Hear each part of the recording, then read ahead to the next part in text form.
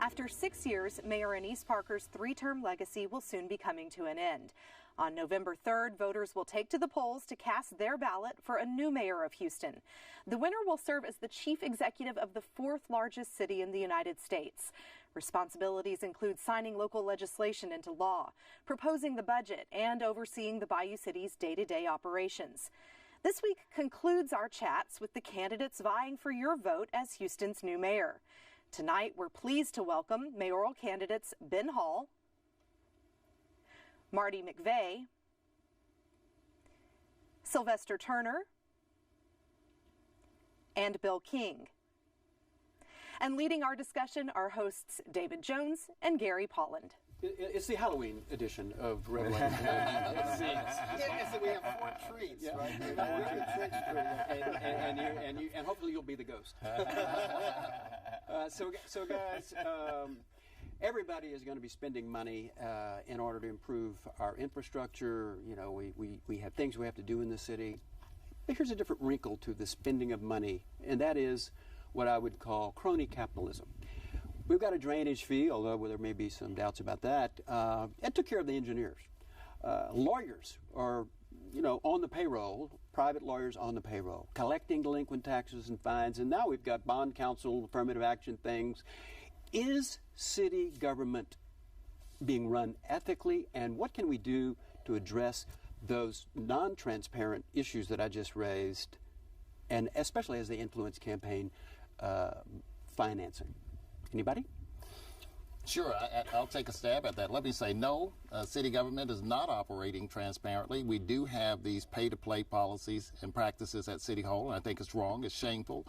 And as a result, one of the things that I've tried to campaign on is to make sure that we have a mayor who has integrity, who has not participated in these under-the-table transactions with the city, and someone who will set up a standard for moral government in the city of Houston. So it takes a mayor who's going to get in and make those priorities as opposed to just simply giving lip service to it. Well, Bill King, to be fair, somebody's going to do the job. We issue bonds. There's going to be bond counsel. If we're going to buy land, there's going to be title insurance.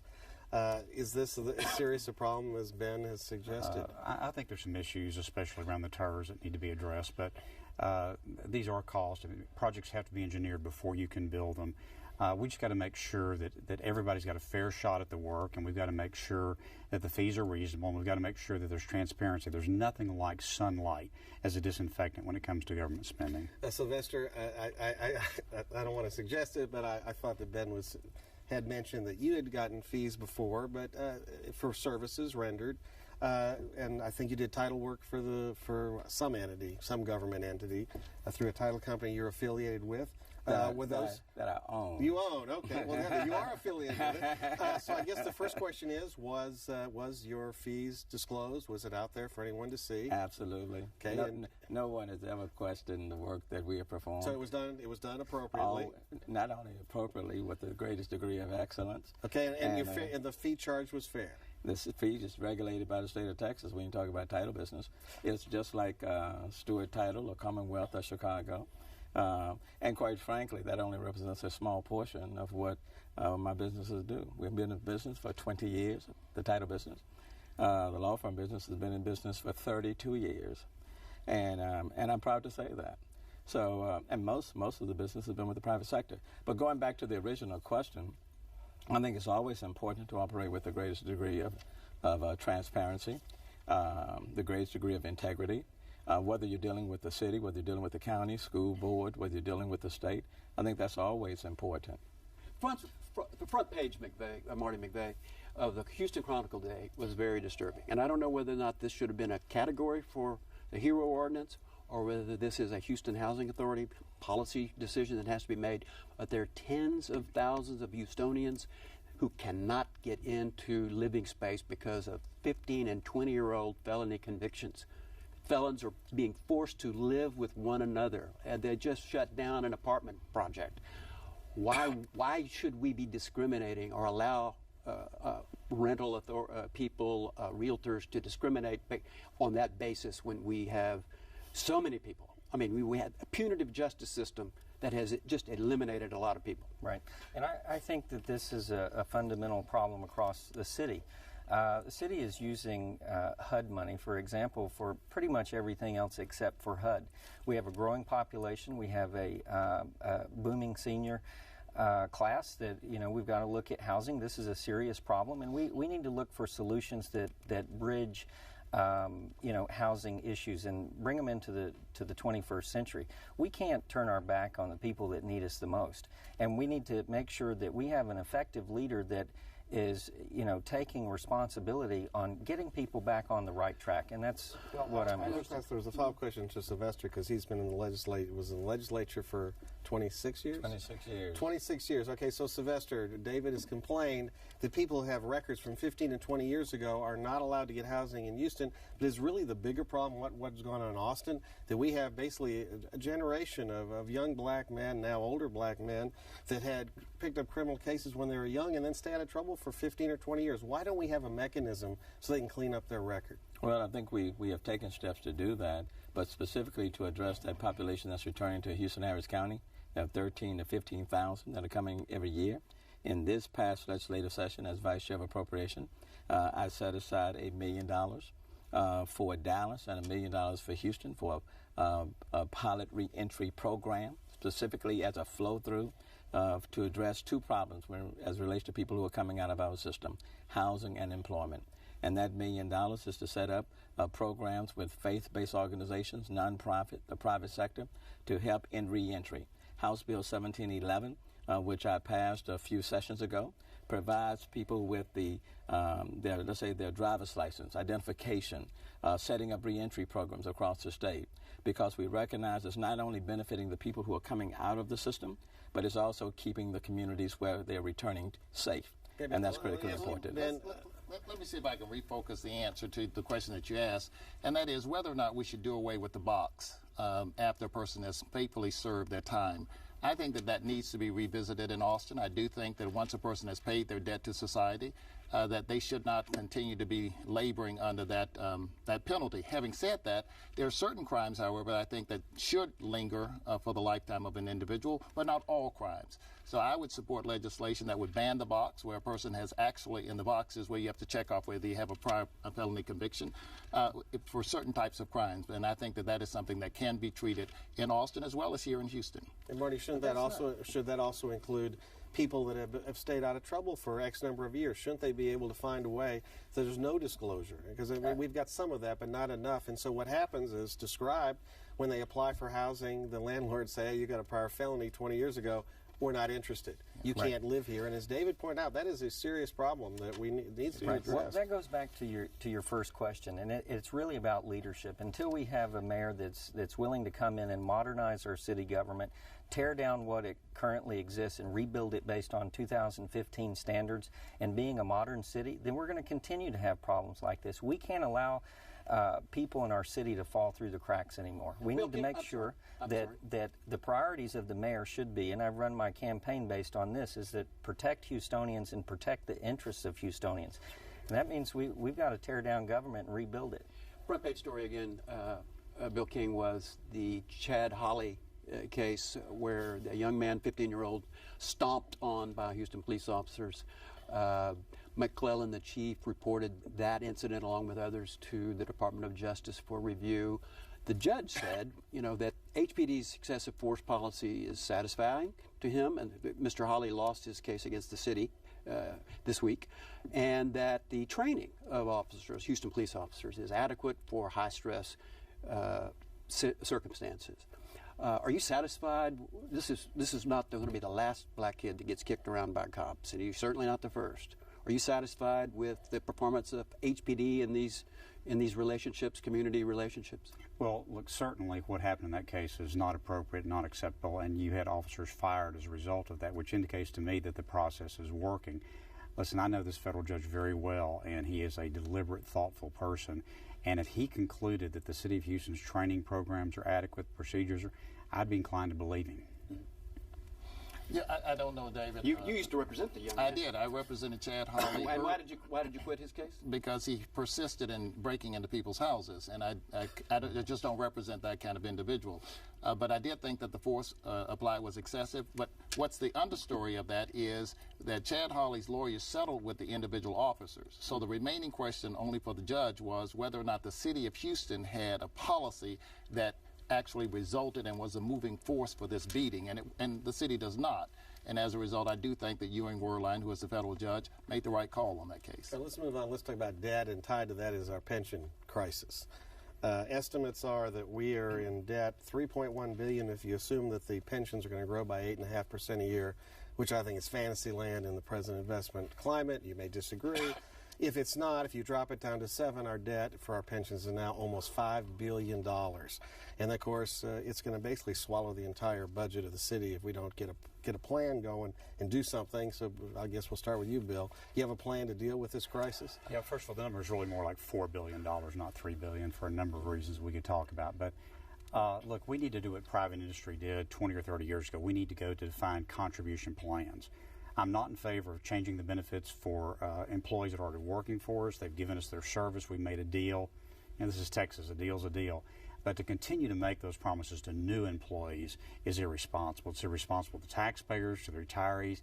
It's irresponsible to young people coming to work for us, because the truth is we'll never be able to afford those benefits 20 or 30 or 40 years down the road, especially when you're assuming an 8.5% rate of return. That's just not realistic. Okay, so what do we do about the $4 billion we're already in the hole? Well, that's not the future people. Right. That's the people that are already. So that's the legacy cost. And look, you've got two choices.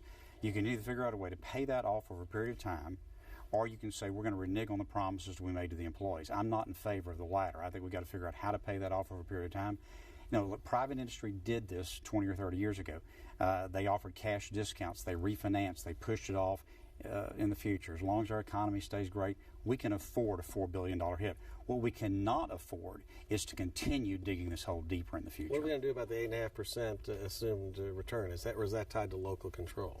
Well, the 8.5% return is just not realistic. It just means that the number is really bigger than $4 billion. Yes. Okay. Mr. Turner, the suspicion is that because the fire and police union endorsements came so early, and never before in Houston history did they go so early as they did for you, that the suspicion that Mr. Betancourt has is that you killed the Murphy bill that would have been a pension reform bill, and thus solicited and won these two critical endorsements. Does that mean you're going to be handicapped in dealing with the pension obligation problems? Well, I think the assumption is totally bogus. I mean, why couldn't people simply have endorsed me because they thought I was the best person? They may very well have. And I think that's what they did. You can tell that to Mr. Betancourt. He's not buying it. So, well, let's get him. Let him finish his thoughts. But the reality is that you have an aging labor force with the city of Houston. 10 years ago, for municipal employees, for every retiree, you had 3 active employees. Now the ratio is 1 to 1. That invariably will drive up your costs on the back end. The same thing with police and fire. The ratio is much, much smaller. Fewer active employees to retirees. You have to reduce the annual obligated payments. You have to start paying down on the unfunded liability. But I would say to you that you're not going to get that done until you engage in comprehensive finance reform for the city of Houston. You cannot balance the city's books on the backs of working men and working women, and I stand firmly by that. You still have a debt service that's going to spike in 2018. You have the TERS that take $130 million from the general fund every single year. You have a revenue cap that's in place that is not imposed on the county, and the county does not want it. The state of Texas, under the most conservative leadership, does not have the same revenue cap as what the city of Houston has. And you would repeal the revenue cap? I would modify it in 1 or 2 ways. Either to pay for law enforcement. We need 540 additional police officers over a 5-year period, and I would modify it, or to pay down on the debt. The reality is that as long as we're only talking about pension reform, and we refuse to talk about comprehensive finance reform, you're trying to pick winners and losers, and you end up getting nothing. And a follow-up question, and we'll move down the row. Sure. You're the only major candidate who's refused to take the pledge to push for local control of our pensions in Austin. Is that true, or did you change your mind? No, I'm not signing that. I've been in the legislature for 26 years. That is rhetorical gamesmanship, politicalship. That is not about getting anything substantively done. And I refuse to play those type of games. The reality is, since 1993, there has never been a change to the local system without the locals, the mayor, the city council, and the local stakeholders bringing their proposed changes to Austin and Austin ratifying That's those true, changes. and the concern, and that goes back to what David said, the concern, Sylvester, is because of the support you have, you as mayor, you will not be able to make that decision. But you can't. Well, if that's the case, you have police, fire, municipal workers. You have the Houston Chronicle. You have the Jewish Herald Voice.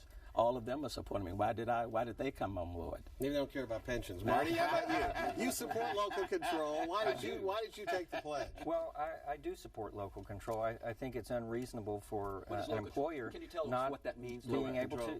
We're able to negotiate with our employees. I mean, that's what it comes down to. We have to have a global settlement here, and we have to bond this debt, move forward, keep the old employees in the old pension system, get a new pension system that is sustainable, because the one that was pinned years ago, it was dead on arrival. It was never sustainable. So we have to move forward. At the same time, we need local control. Let me finish.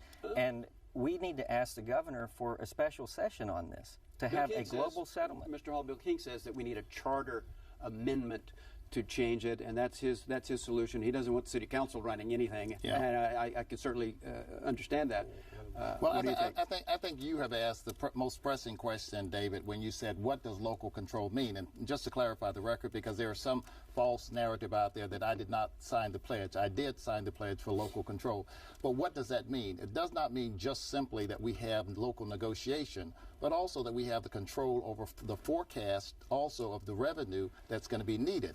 Right now, that is deposited with the pension board. We also need control over that for the forecasted costs. And this is important because the city's represented, the elected officials, need to have some way of budgeting the cost of pension over time. So local control is not simply giving us the power to make a decision, but also to control how we're going to pay for the pensions. I just wanted to throw out, as you probably know, the 8.5% that the agencies did, the city didn't have any say-so on, is the highest rate of return for a municipal pension plan in the country. Yes, but non-sustainable.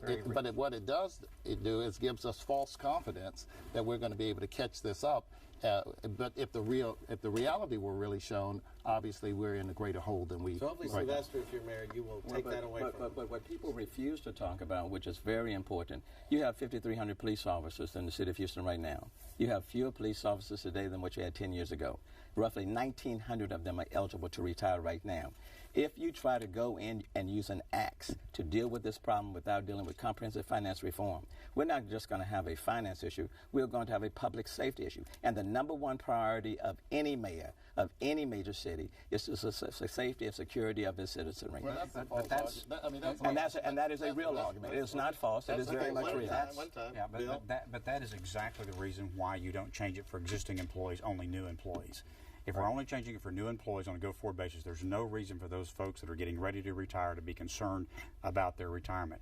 And when we had the spike in retirements back in 2004, it was because at that time Mayor White was talking about changing the existing plans, and so they quit. It's an absolute legitimate concern, but not if you're just talking about going forward with new employees. Well, but if you're talking about financial stability, West Virginia, they shifted from a defined benefit. Oh, come on. Let me finish. No, wait, they shifted from a defined benefit to defined contribution, and the unfunded liability went dramatically up, and they reversed course. Seriously, Alaska and Michigan. The entire private sector has gone to defined contribution, but the paragon of financial acumen in the country, West Virginia, has figured this out when all private industry Michigan and Alaska, private industry and the city of Houston are two different things. Harris County doesn't have a defined benefit. Harris County has a defined contribution plan. Why do we?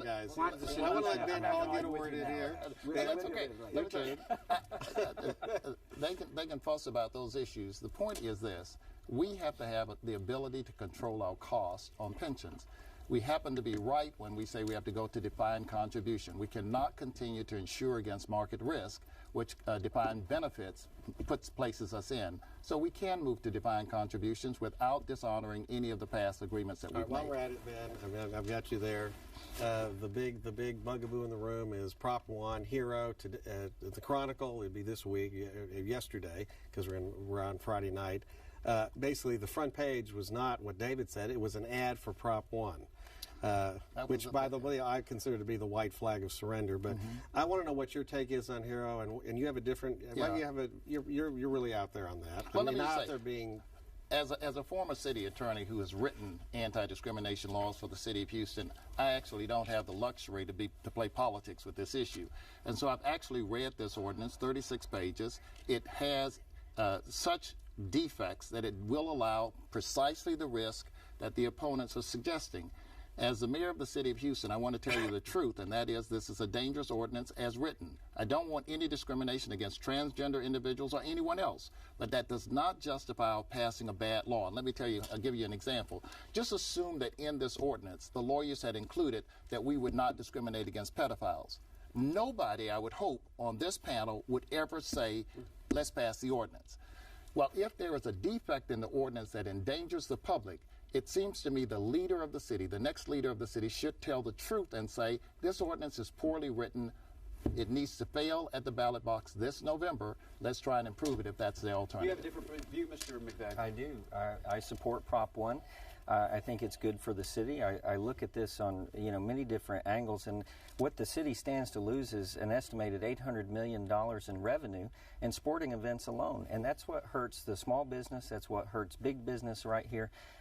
Discrimination in any form is bad for this city. We have over 200 cities across the nation have similar ordinances, including right here in Texas, El Paso, Dallas, Austin, San Antonio. I mean, we need to be a modern city and start acting like it. I guess I want to ask Sylvester. Sylvester, you're in favor of it, but I want to ask you this question first. 7 months ago, before this ordinance passed, we didn't have an anti-discrimination ordinance, as so-called by the mayor, and we still had the Final Four and the Super Bowl and everything else, and now the campaign for is with these histrionics that all of a sudden the world's coming to an end if you vote no on this, I believe, defective ordinance. Don't you think this is really out-of-bounds campaigning by the pro-forces? Not, because discrimination in any form, especially when it's based on group dynamics, is wrong. And the Greater Houston Partnership supports it, and they are concerned about the message that we are sending forth.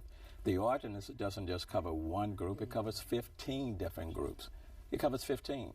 And people, it is amazing to me why people do not want to talk about the other 14 groups. Yeah, let's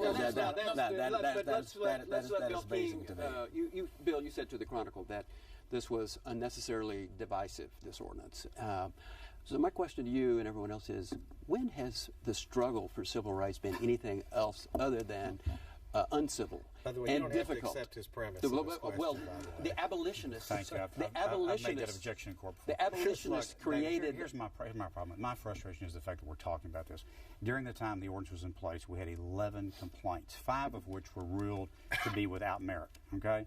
While we're talking here today, there will be more robberies, burglaries, and rapes committed in the city of Houston than the entire complaints filed under this ordinance. 600 rapes last year unsolved in the city. If we want to talk about a public safety issue, why aren't we talking about the 600 rape victims that got no justice?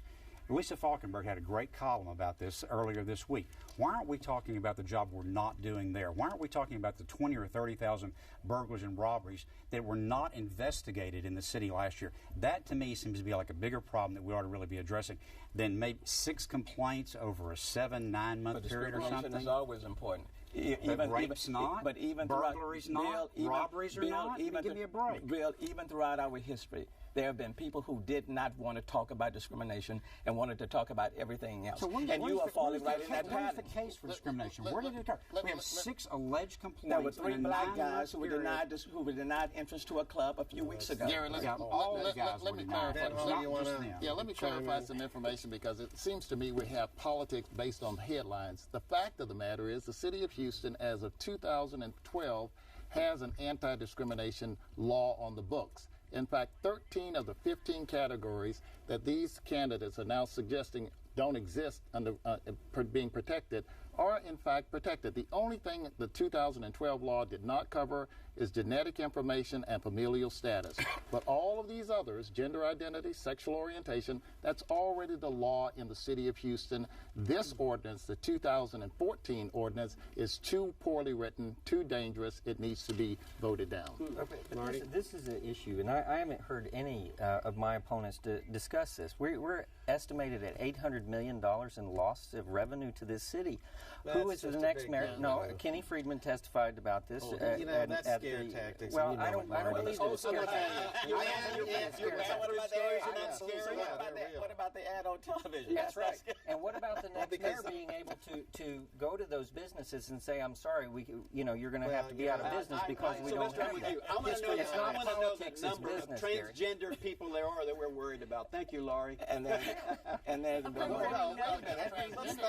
Red, white, and blue. You can continue the conversation online with Houston Public Media's digital series, Political Perspectives, featuring Jay Iyer and Brandon Rottinghouse. Starting at 8 p.m., log on to houstonpublicmedia.org/perspectives. And remember, you can catch Red, White, and Blue every Friday at 7:30 p.m. here on TV8, and again Saturdays at 6:30 p.m. We also invite you to visit us online and send us your comments. We want to hear what you have to say about the issues that affect Houston. You can submit your comments at houstonpublicmedia.org or on Facebook, and don't forget to like us. Thanks so much for watching. We'll see you again next week. Good night.